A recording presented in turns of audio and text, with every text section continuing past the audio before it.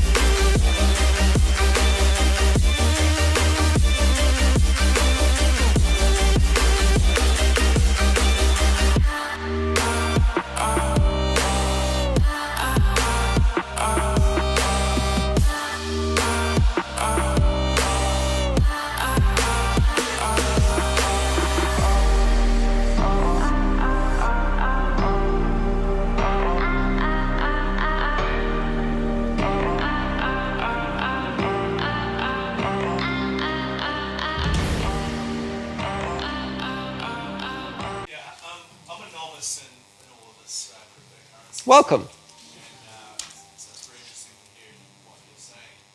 Clearly, you're a huge believer. And my question is, what percentage of your wealth is actually tied up in Bitcoin? What percentage of our wealth should be tied up in Bitcoin? The answer to those questions is very different, right? So what percentage of your wealth should be tied up in Bitcoin? That was my second question. A percentage that is equivalent to your understanding of how the technology works and your ability to absorb the risk that it entails, which for most people is a very small percentage, right? So to your first question, what percentage of my wealth is invested in Bitcoin? I think using the word wealth is a bit of an exaggeration.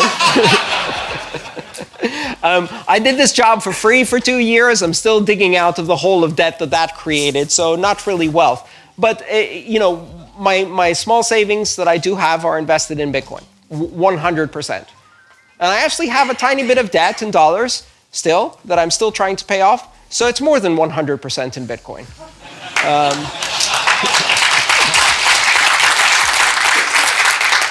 Now, and I'd like to emphasize that again, that is not a recommendation to invest, because I haven't invested my money in Bitcoin. I've invested my career, my intellectual capacity, my creative energy, my passion, my work in Bitcoin. The money is the least of the investment I've made in Bitcoin, and I could lose all of it, and I still have everything else.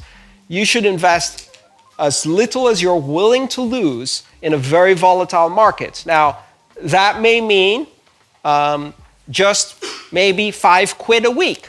I think a very good piece of advice that I've heard from many people is, dedicate 2 cups of Starbucks a week or 1 pack of cigarettes less. Take something from a negative habit and put that into Bitcoin just to play around, see how it works, experience it, use some wallets, do some transactions, and see if you like it. Should that percentage depend on which country you're in, depending on the volatility of that country? Absolutely, it depends on which country you're in. And I'm talking primarily for this audience. If you're in Argentina, any percentage of wealth you put in Bitcoin did far better than the Argentinian money every single year in the last 7 years. Even in the worst years of Bitcoin, somehow Argentina's economy was doing worse. And that applies to Zimbabwe and Venezuela and a whole bunch of other places. Like if your country is experiencing 45% inflation, right, then crazy Bitcoin volatility seems like a rock-solid investment.